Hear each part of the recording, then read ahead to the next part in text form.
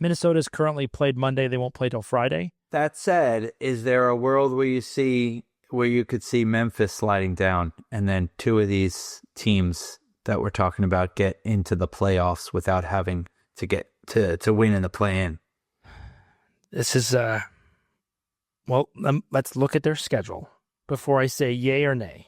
Because Memphis plays this evening, and they, again, are having injuries with Morant out again, as always. They've lost 3 in a row. They've lost to Sacramento, Portland, and the Clippers. They play Utah tonight. Then they play Oklahoma City, the Lakers, Boston to close out this month. So they're 1-3 right away. I can't see them beating the Lakers, Boston, or then they play Golden State. Then they go at Miami, at Detroit, Charlotte, Minnesota, Denver, Dallas. Dear God in heaven, do I see them dropping? Yeah. And holy cow, I didn't think about this. You're making an excellent point about Memphis coming down to earth and possibly being a play-in game. And it's a shame, because I really like Memphis's roster. I love Jaren Jackson Jr. Ja Morant, seems more like the Ja Morant than ever before. If you could stay healthy, of course.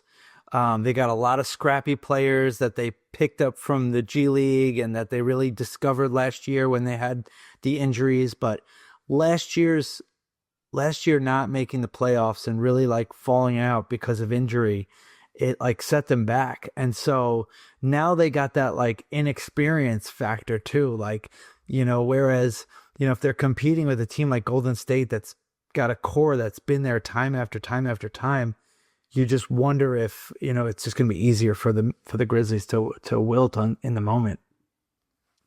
So this would be, when I'm looking at this, because of Curry's injury, I would see Minnesota moving all the way to 5. It's possible. 8. Minnesota would be 5. I would then put the Clippers as a 6. I would say Golden State is still your 7, and Memphis 7/8. If I didn't think about Memphis falling that far, but they really have looked bad. Their last 10, they're 5-5, and I think the Lakers, the last 10 are 3-7. Yeah, they're also the same record as Memphis. Yeah, same exact record. I mean, they're the same record. We could probably say it about the Lakers too, but I'd bet money on the Lakers figuring it out for the last stretch of the season than Memphis. But man, how fun would Minnesota versus LA be in the first round if they were 4-5? I don't think any fan's going to be mad about these playoffs in the Western Conference. There's a lot of really intriguing matchups. And right now we're watching this thing kind of move all the time, move back and forth. The way that I see this, I'm like, this is going to be really interesting, which gives me to kind of the next block. You put Memphis falling, I could see that. The Lakers and Memphis are currently sitting 43-28. They're about 2 to 3 games above that next tier, which is a big deal with 10 games to go. The Lakers have finished. This